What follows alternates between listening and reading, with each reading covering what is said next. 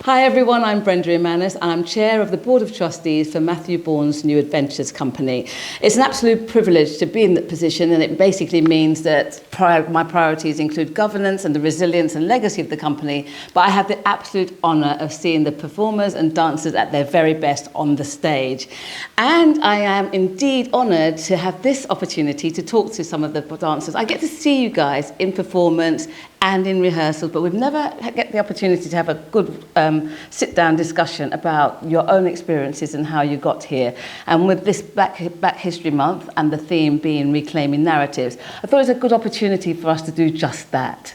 But as they say, you can't be what you can't see. For me, I saw the likes of Moira Stewart and Trevor MacDonald as broadcast journalists, which made me see there was a possibility of me doing the job that I do. So I wondered if I got you firstly to introduce yourselves and then tell us how and why you came to dance. Hello, my name is Glenn Graham. I am one of the resident artists here with Matthew Bourne's New Adventures. I've been with the company now for 21 years, on and off. I've danced in the ensemble, and I've also played many principal roles within the company, and I've made now the transition to be one of the resident artists. So yeah, it's been a long, pleasurable time. And I'm Nicole Kabera, and I'm a principal dancer with New Adventures. I've been a dancer here for 14 years. And I just came from a background of a dancer from Italy, came to London, and then joined New Adventures. Hi, I'm Isaac Bowry. I joined New Adventures in 2018 as a dance artist, so performing on stage, but also helping out with the Take Part department of the company, which is providing dance education to the wider communities. Now, it's been very exciting as a member of the board to see the evolution of New Adventures over the years. You've seen it for 21 years, how far the company has come. But I think it's fair to say that in terms of the general landscape of dance, dancers of colour are still very rare. It's still a challenge to, I guess, find your place in the right company and be accepted for who you are within the confines of the company. So can you tell me what your experiences have been? I mean, you're all in prestigious companies now, you've all done phenomenal work, but I can't imagine the road was straightforward or easy. Isaac, how was it for you? So my journey through dance to joining the company, I started my formal training with the Lowry's CAT scheme, so the Centre for Advanced Training in Dance. That course was diverse from the get-go. It wasn't a thought of being diverse, it was just diverse, and it reflected the communities within Manchester. So the start of my dance journey, my skin tone never played a part in that. But then when I went into vocational training and started specialising within classical ballet, that's when I became aware of my skin tones within the dance community. You know, there was very few icons or idols or people you could see on stage that weren't white. So I found it quite hard to see myself on stage and see this as a career.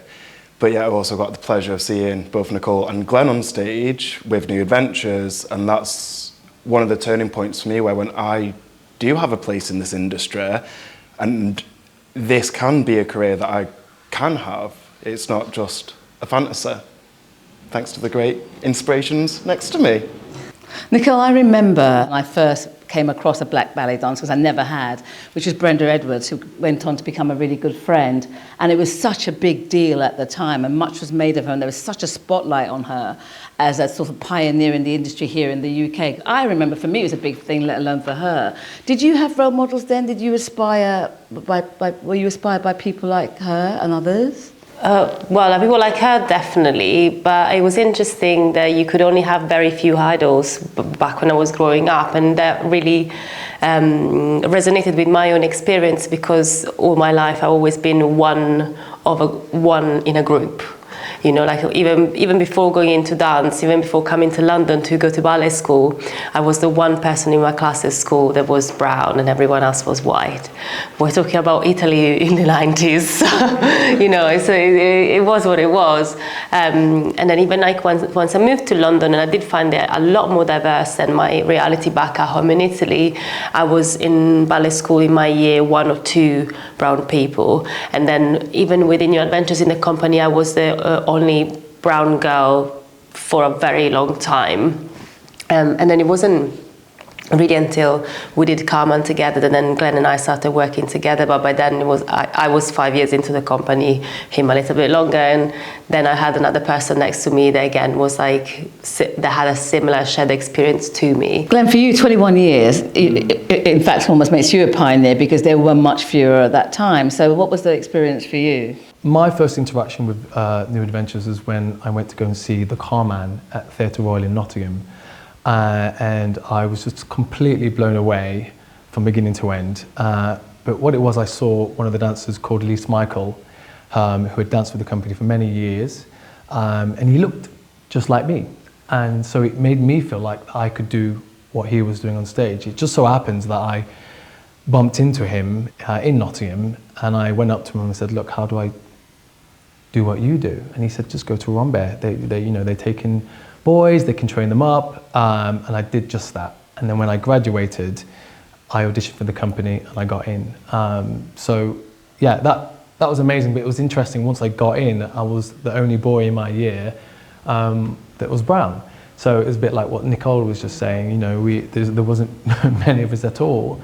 And I suppose the icon at that time was Carlos Acosta. So I would watch him as a ballet dancer and aspire to be like him. It's always a privilege and fascinating as a lover of dance to hear more and get a greater insight of what it's like behind stage in your own lives. And one would assume if you go to a company, you know the repertoire, you know they have a reputation, you know what to expect as a dancer, you know the roles that are available to you, you'll get them or you don't get. It's hugely competitive generally. But if you're a dancer that's different in any way, in this example, for example, you're a dancer of colour, a black or brown. What's the impact of that difference in a company, and how do you deal with that and navigate that? So it's about taking sometimes a chance on rewarding talent, even though you haven't really had that as your initial vision. And that's something that has happened to like a lot of us in New Adventures, especially for those of us that have then progressed into like principal positions and principal roles. And perhaps you're like the first person that's playing the role that looks different, or you're the first person that does it, as first cast, or, so it's very much about opportunity and having that kind of different approach to the question, will I get the opportunity? Because if you haven't seen someone else getting it, it's really hard to imagine that it's gonna be happening. Well, the exciting thing about New Adventures is that you've all had opportunities to do roles that are traditionally for white dancers or are seen aesthetically and played by white dancers. So I wonder, we're talking about Black History Month, the theme being reclaiming narratives. I wondered whether we could talk about how you claim your own historical narratives within the confines of this role. So if you could each talk to me as an example, give an example of a role that you've played and how through the rehearsals, through discussions with the company, you've developed these roles so that you can be your whole self while playing these parts, which everyone has their own perception of what it should be like and who should play it. I feel very lucky to have been cast in the role of Grisha, who is the ballet master stroke pimp in the Red Shoes, when we first did it back in 2016. Now, that role was traditionally done by Leonard Massine, who was in Ballet Russe and was one of the most great dancers of that time in Russia. Now, then to be cast in that, and then I had to really think about how I make that role mine, because I'm not Russian and I'm not white. So like, how do I then get over this? And I think there was a lot of, I wasn't confident in doing that. Matt had obviously had the imagination of me doing that role. He entrusted me with that role, but I didn't trust myself. And it took me a long time to overcome that. How do I be authentic as possible in a role that was traditionally played by a white ballet master in Russia? So there was a lot of obstacles to overcome, first and foremost. But what's so beautiful about the company is that, you have the opportunity to develop your own characters, to develop your own role, and Matt will give you the freedom, and then he will work with you with those roles. So I had to go away, research the character, because the company is so heavy on research, and look at his attributes, look at the way that he stood, look at the way that he sat, look at the way he held his posture, But then I had to put me inside that too, and Matt gives us the freedom to do that. The company gives us the freedom to do that. But I have to say, it wasn't easy. It wasn't easy taking on those roles, because I would go out night after night thinking, gosh, you know, they're seeing this black ballet master that just didn't exist in the 1940s. So how authentic was that? Is it authentic? I don't know. But all I could say is that I gave it my best, and I took it on, and it was one of the most rewarding characters that I've ever played. So yeah, it's just been a journey, and we always have this imposter syndrome. Can I be this character? Because it wasn't done by a black person historically. And when we came to revive it, I think that's when I felt I was truly inside the character. Because you'd owned it. I'd owned it the first time, and I'd gone, you know what, just going to give it all I can, and that's when the confidence came, really, just owning it. And then there was wonderful comments from cast members and Matt and Ayrton.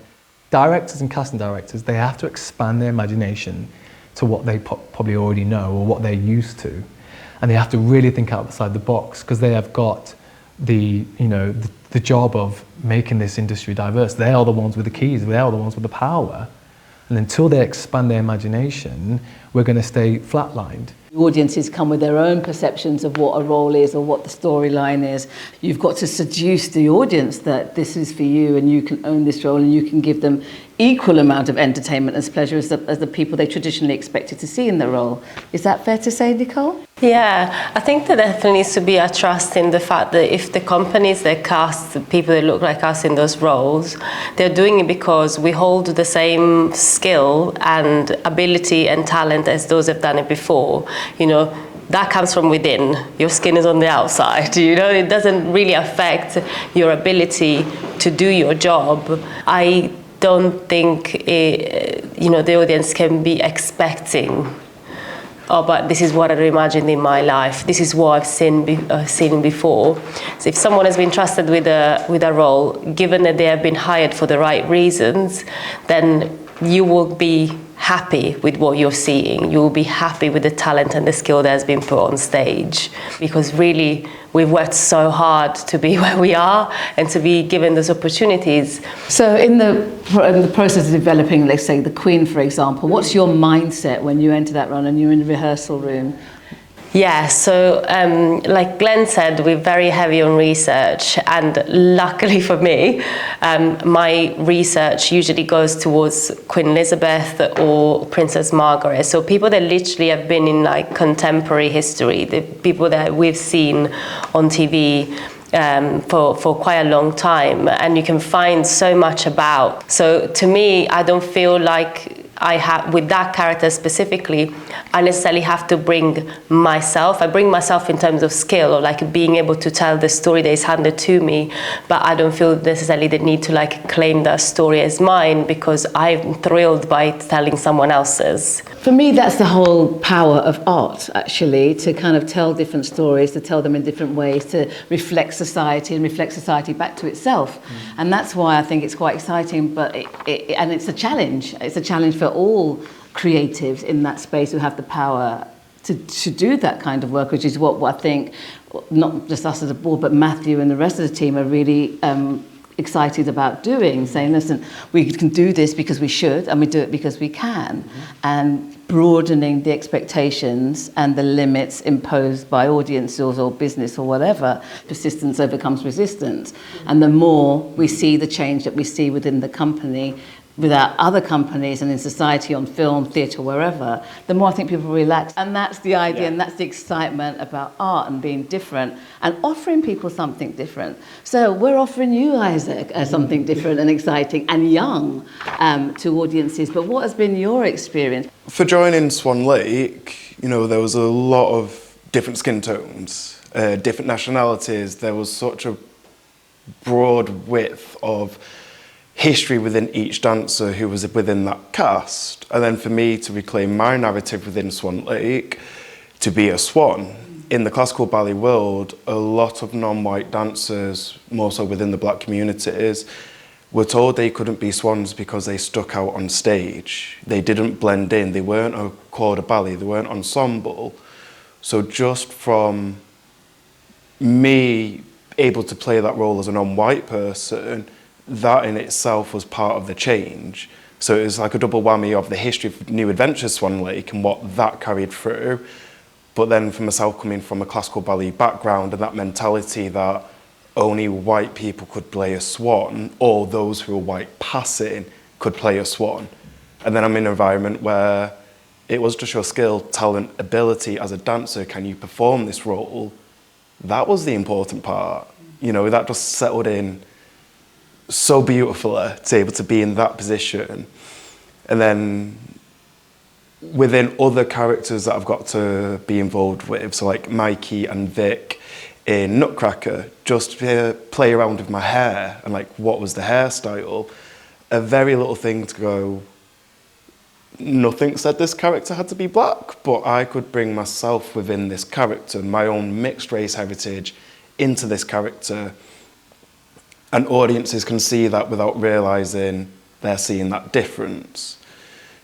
You know, it's a very understated moment, as so to say, within a New Adventures production, because you know there's so much. One person hairstyle might not feel like a big difference, but someone in the audience, that could be a big thing for them. And I know it has been from various comments I've heard from the different wigs we have, from people's natural hair being on show, having braids being presented on stage now. You know, these little moments are really big for an audience to see without that being the focus for an audience to see. Hair and makeup, and obviously the underwear and point shoes in classical dance have long been a controversial issue. Has that changed radically, or is there still room for improvement?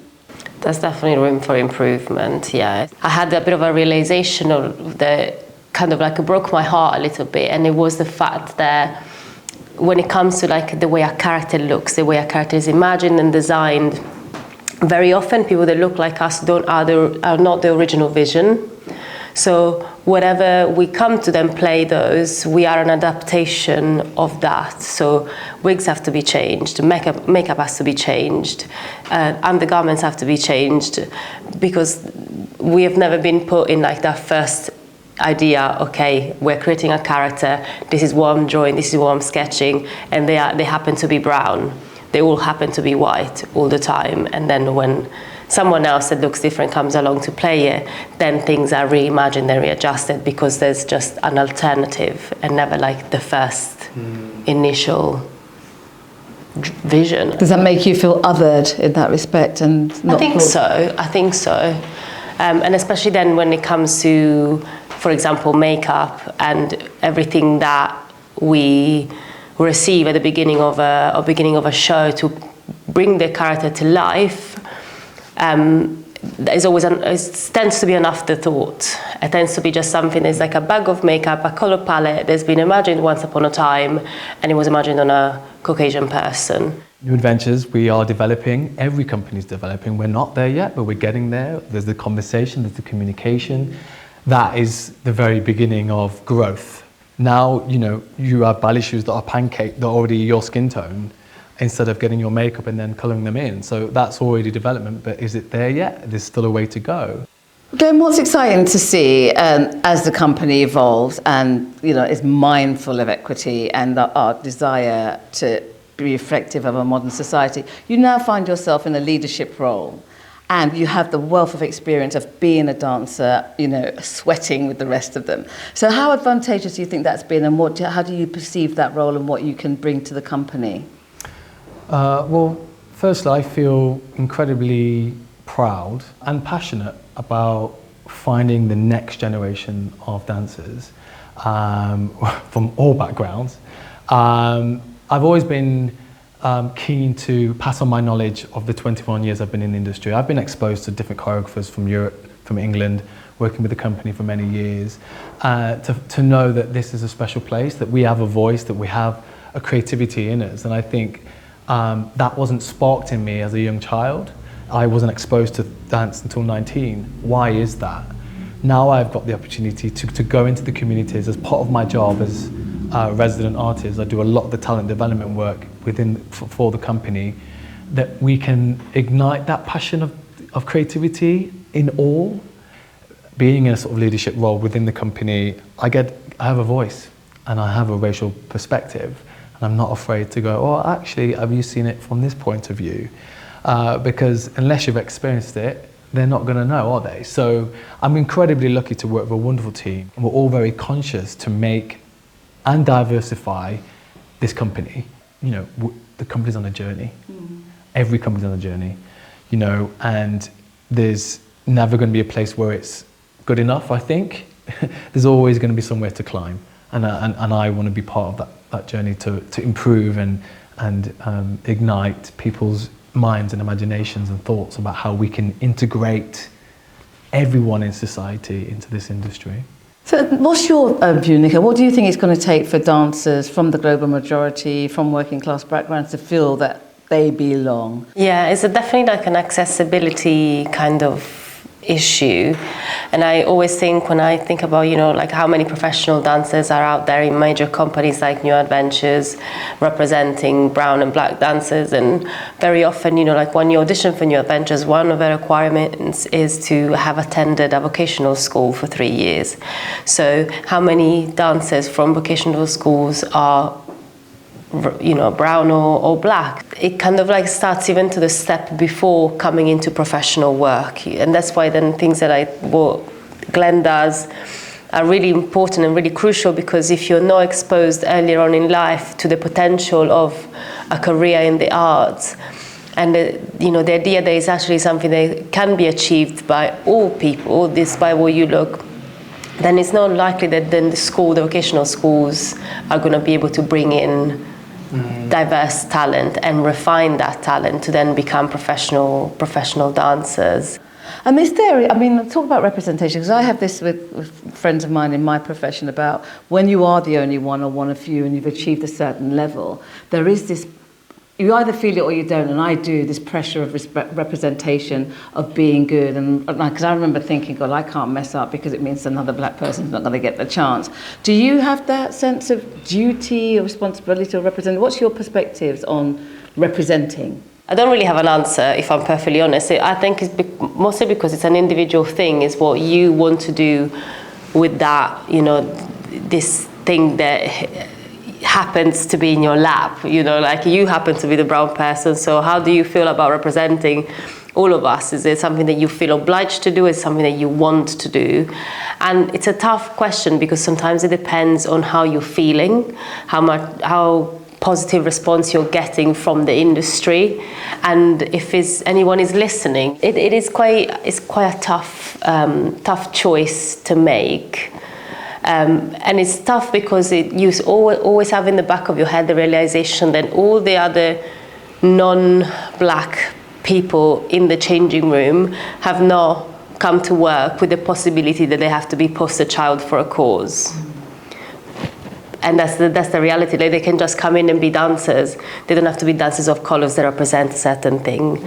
They're actually like, you know, pursue a certain change in the industry. They just get to come in and dance and do their jobs, full stop. We've sat here constantly saying there's a long way, there's still a way to go. There's some great work going on within the company. There's still much more, you know, on many levels that we want to see get better. So hopefully we'll do this again, and we'll have more things to celebrate. But if I asked individually, which of you guys, what would be your priority to make this company representative and reflective of the sort of dance landscape which we all want to see?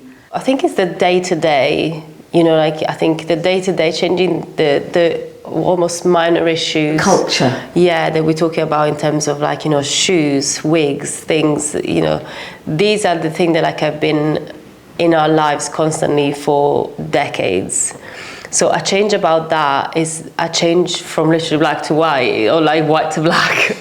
Because, you know, it can be a minor thing in the grand scheme of things, but it's basic treatment that all white dancers get without even have to think about. That's a big way of saying that you belong. Yeah, and then you'll be considered.